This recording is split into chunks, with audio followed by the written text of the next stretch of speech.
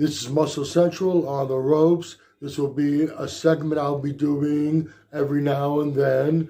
I was a big boxing aficionado up until the mid-90s, and I will be going back looking at some of the biggest fights in boxing history. I hope you enjoy this. Let me know what you think of this topic. If you want to see more than an occasional video on this topic, please let me know, and I will do my best to do that.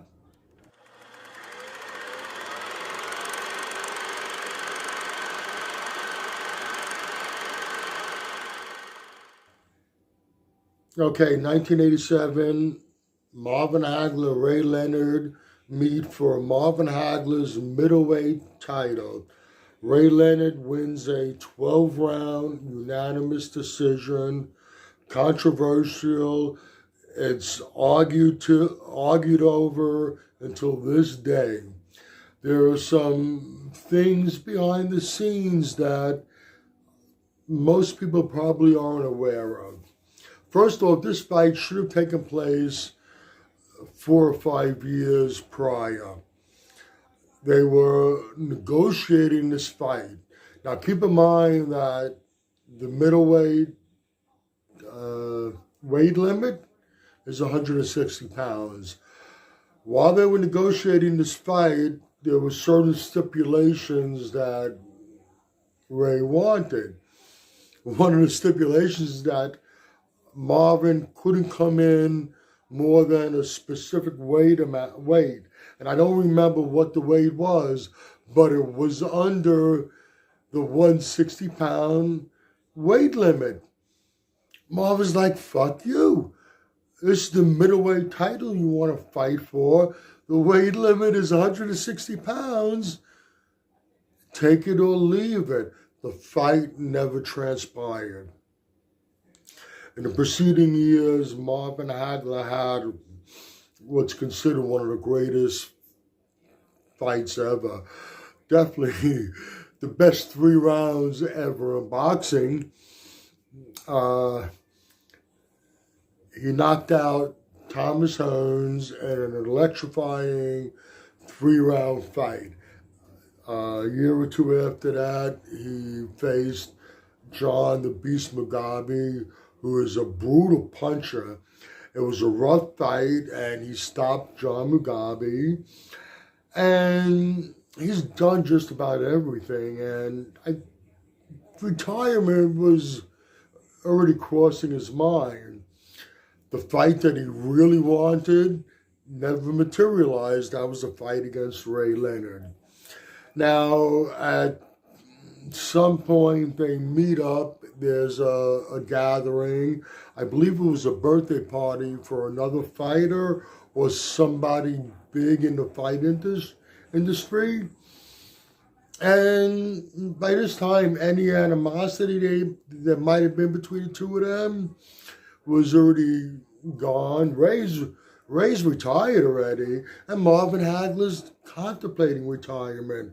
Well, Marvin's talking to him, and he's telling him that he's contemplating retirement. Things ain't going good for him. He's having problems with his wife. He's been drinking. He's doing blow. And shit just ain't working out too well for him at the moment. Now, Marvin said this to Ray, considering they were friends at this point. What does Ray Leonard do? The next day, he calls up a local Baltimore radio station, and he says he has a big announcement to make. Well, after hearing all this shit that's going on in Hagler's life, he just got through two of the toughest fights of his boxing career. He thought it was a great time to challenge him, come out of retirement and challenge him for the middleweight title. Did it live on radio, and it made a big impact. And of course, Hagler wanted this fight, and they started negotiating for this fight once again. And like in the previous fight that never materialized, Leonard wanted specific things to occur a certain way in this fight. And keep in mind, Hagler's a champion. Normally, the champion would get the lion's share of the purse, but because we're dealing with Ray Leonard, Ray is positioned to get the bigger part of the payoff for this fight. Hagler doesn't want that. I'm a champion. I should get the lion's share. Well, what happened was in the negotiations, Hagler had to make some concessions, and then he got the lion's share of the purse. First concession it was a 12-round fight. Now keep in mind, back then they still had 15-round fights. This fight could have and should have been a 15-round fight. Ray didn't want 15 rounds with Hagler. The size of gloves and the type of gloves were dictated by Ray. Hagler wanted Ray's gloves, which were known as the puncher's gloves. The size of the ring, these middleweights were in a 22-foot ring. To put that in perspective, you had two behemoths, George Foreman and Ron Lyle, in a 16-foot ring. So all these things were working in Ray's favor. Fight takes place, and for the most part, Ray was on his bicycle. Yeah, he threw punches. He threw a lot of flurries that didn't mean anything. He ran and he held a lot. Hagler pressed the fight the whole time.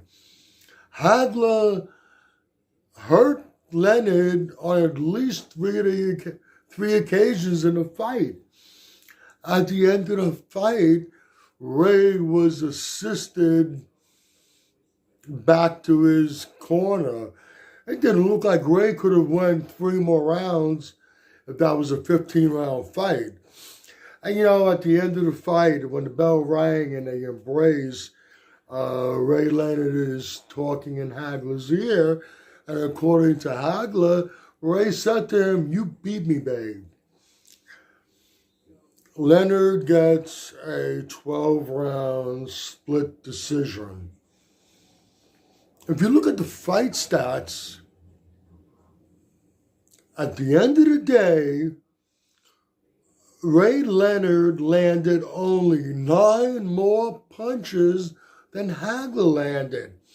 And he ran and he held most of the fight.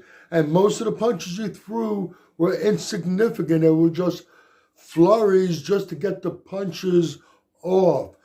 Hurt, and he probably wouldn't have lasted 15 rounds if that was a 15-round fight. How you take the title away from a champion, a dominant champion who did so much for the sport, gave it his all every time, and brought excitement into that ring every time he stepped into it, he won the fight. For those of you who are still swaying towards Leonard, I tell you, I challenge you this. I do this quite often. Watch the fight, turn the volume down so you don't hear the commentators. You'll be surprised how differently you might see the fight when you don't hear the commentators. You don't realize how much of an influence they could have on you and the way you perceive the fight. Go back, look at the fight, no volume, tell me what you think of it. If you enjoyed this video, give it a thumbs up, share, subscribe, turn on your notifications.